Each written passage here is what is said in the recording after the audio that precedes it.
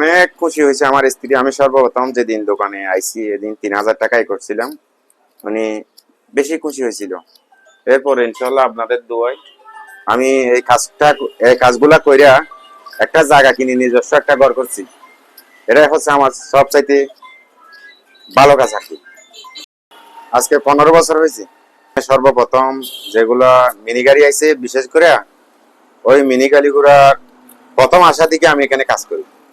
টমটম, auto rickshaw আর mini গাড়ি, এসব ব্যাটারি চালিত গাড়ি যেগুলো আছে এগুলো। আমি প্রথম একটা শোরুমে ছিলাম, শোরুমের কাজ করতাম। ওইখান থেকে আমি ঢাকায় গেছিলাম, ঢাকায় সেরাকালি আছে না, ওইখান থেকেই শিখছি কাজটা।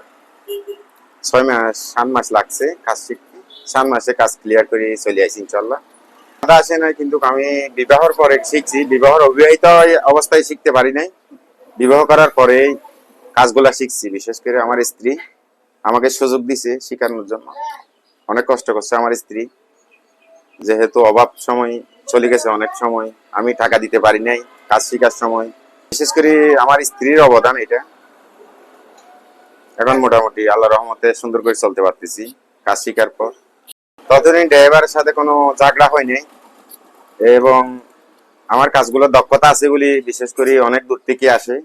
এই ট্যাংহালি, পালংহালি, কয়েকম থেকেও আসে গাড়ি, এবং টনটন কন্ট্রোল বাস আছে, এই মিনি কন্ট্রোল বাস আছে, ওইগুলো ওইখান থেকে বিশেষ করে বেশি আসে কয়েকম থেকে, বালুগালি থেকে আসে। এটা হচ্ছে খুর, এটার ভিতরে একটা খুর। এটা হচ্ছে টনটন, এই 12 ভোল্টের একটা এপিএস তৈরি করতেছি, ডিসি ব্যাটারি চার্জিং এর জন্য।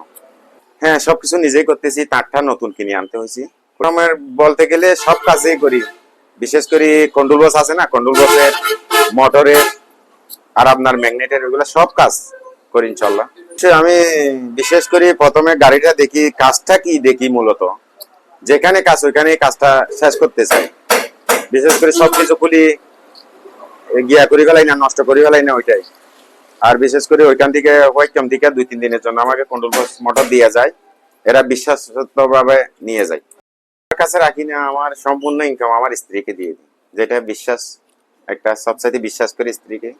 বেশি করে তো এরা, লোডের কারণে টমটমের মোটর এবং কন্ট্রোল বক্স নষ্ট বেশি হয়।